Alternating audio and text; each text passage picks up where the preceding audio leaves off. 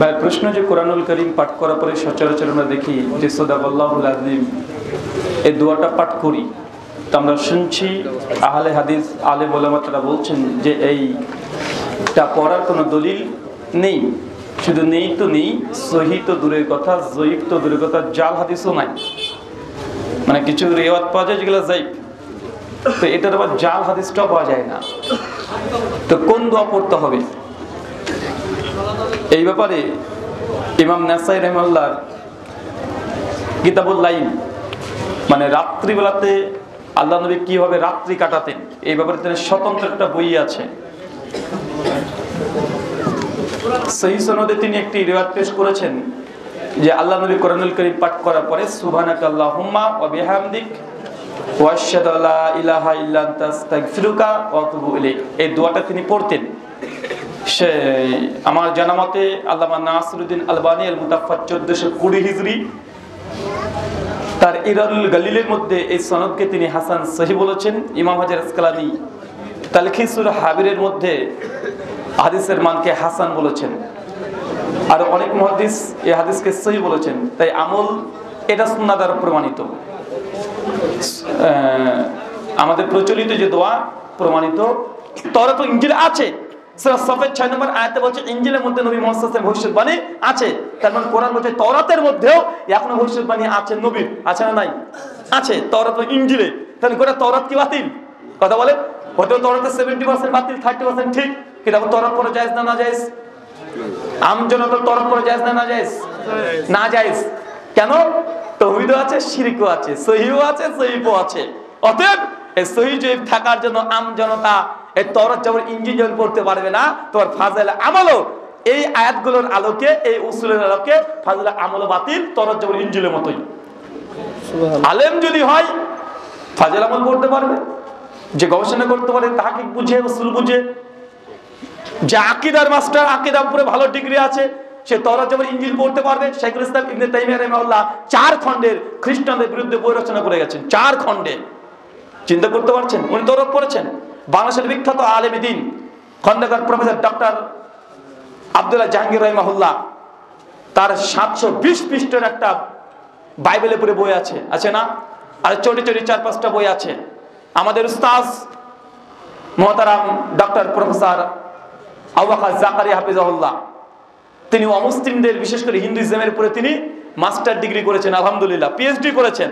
এখন তিনি পড়তে পারবে কোনো সমস্যা, তিনি তো আকীদার মাস্টার, উনি দেখলে বুঝে নেবে যে কোথায় গলত হয়েছে, বা বুঝতে পারবে কি পারবে না? পারবে। তাই তওরাত যেমন ইনজিল সাধারণ জনসাধারণের জন্য পড়া জায়েজ নয়। কেন? এটা ঠিকও আছে, ভুলও আছে। ঠিক ফাজিল আমলের দাস দেওয়া তাবলীগ জামাত, এটাকে বন্ধ করতে হবে। সৌদি আরবের তাবলীগ জামাত আছে, ফাজিল আমল পড়ে না। তা গোপনে গোপনে কি পড়ে জানেন? রিয়াদুস সালেহীন। কথা চালাক দেখেছেন? সৌদিতে তো ব্যান করে দিয়েছে, তারপরে গোপনে গোপনে তাবলীগ জামাত কাজ করে, কিন্তু তারা এই ফাজিল আমল জীবনেও পড়ে না, রিয়াদুস সালেহীনের দরস দেয়। আল্লাহ সুবহানাহু ওয়া তাআলা তাদেরকে হেদায়েতে কামিলা দান করে, সকলে পড়ি আমিন।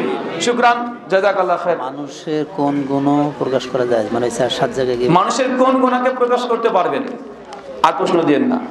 মানুষের কোন গুণাকে প্রকাশ করতে পারবেন? যে গুনার দ্বারা উম্মাহ ক্ষতিগ্রস্ত হবে, যে গুনার দ্বারা মানুষ ক্ষতিগ্রস্ত হবে, যতক্ষণ সেটা ব্যক্তি পর্যায়ে না হচ্ছে, ব্যক্তি পর্যায়ে হলে প্রকাশ করবেন না। কিন্তু এমন গুনাহ, এখন দেখছেন হিরোইনের ব্যবসা করে, আফিংয়ের ব্যবসা করে, গাঁজার ব্যবসা করে, ফেন্সিডিলের ব্যবসা করে, যে গুনাহ করেছে বলবো না, না বলতে হবে।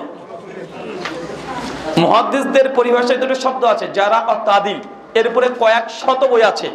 আসমাউর রিজাল যেটা আমরা বুঝি মুহাদ্দিসদের ভাষায়, যারা তাদিল, যারা মানে অভিযোগ, তাদিল মানে প্রশংসা। যারা তাদিল করতেই হবে, যার দ্বারা ক্ষতি হবে দিনের, সমাজের, রাষ্ট্রের, তার প্রতি যারা মানে তার সমস্যাগুলো প্রকাশ্যে বলতে হবে। মুহাদ্দিসরা হাদিস নিয়েছে এইভাবে, কি বলেছে? আমহারিন আপনি কাযযাব, মিথ্যাবাদী, রাবী একজন হাদিসের। কিন্তু মুহাদ্দিস ইমাম বুখারী বলছে লাইসা বিকাউইন, ইনি শক্তিশালী নয়। ইয়া ইবনে মাইন বলছেন যে লাইসা বিশাই, ইনি হাদিসের মধ্যে কিছুই না। ইমাম যাহাবী বলছে কাযযাব, পাকা মিথ্যাবাদী। কে বলছে? দাজ্জাল। মুহাদ্দিসগণ দাজ্জাল শব্দ ব্যবহার করছে রাবীর ক্ষেত্রে। তো যার দ্বারা দিনের ক্ষতি হয় তার সমালোচনা ডিরেক্ট করতে হবে। যেসব বক্তারা ভুল করে, আমরা যখন ডাইরেক্ট কথা বলি যে বক্তার নাম ধরে সমালোচনা করি যে উনি এই হাদিসটা বলেছে জাল, এটা মিথ্যা কথা বলেছে, তখন অনেকে বলে যে বক্তার নাম ধরে কোন সমালোচনা করছে, এটা গীবত না বেটা, এটা গীবত না, এটাকে বলে যারা। এটা কি মুহাদ্দিসদের পরিচয় কি? এটা যারা। ওর দ্বারা দিনের ক্ষতি হয়েছে, ওর নাম ধরে বলাটাই সালাফদের মানহাজ। কথা মনে বুঝতে পারলেন না? সালাফদের মানহাজ এটাই। আলী বিন মাদিনী যে ছেলেকে মানে ছাড় দেয়নি, ইমাম তিরমিজি তার কিতাবুল এলালের মধ্যে আলোচনা করছেন। মানে আমরা অনেকে মনে করি ইমাম বুখারী মানে শুধু সহিহ বুখারী আছে। ইমাম বুখারীর 11 খানা বই আছে। কখনা 11 খানা। যে সহিহ বুখারী আপনি নাম জানেন, আল খালফু আফাল ইবাদ তার বই আছে, কোন আছে, অনেকগুলো বই আছে, তারিখুল কাবির, তারিখুল সাগির, অনেকগুলো বই। ইমাম তিরমিজির অনেকগুলো বই আছে। তারপরে জামে তিরমিজি একটা, আর কিতাবুল এলাল ইমাম তিরমিজির, তিনি ওখানে নিয়ে আসছেন আলী বিন মাদিনী। আলী বিন মাদিনীকে 234 মৃত্যুবরণ করে ইমাম বুখারীর উস্তাদ। আলী বিন মাদিনীকে তার নিজের সন্তান প্রসঙ্গে জিজ্ঞাসা করছে যে আপনার সন্তানের কাছ থেকে কি হাদিস নেওয়া যাবে? বলছে না, কাজ্জাব, মিথ্যাবাদী আমার সন্তান, নিতে হবে না।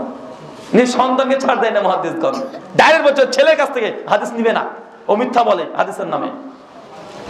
এটাকে বলে যারা। এটা গীবত নয়। কোনটা গীবত? করে যারা তাদিল আগে উসুল মানহাজ বুঝতে হবে।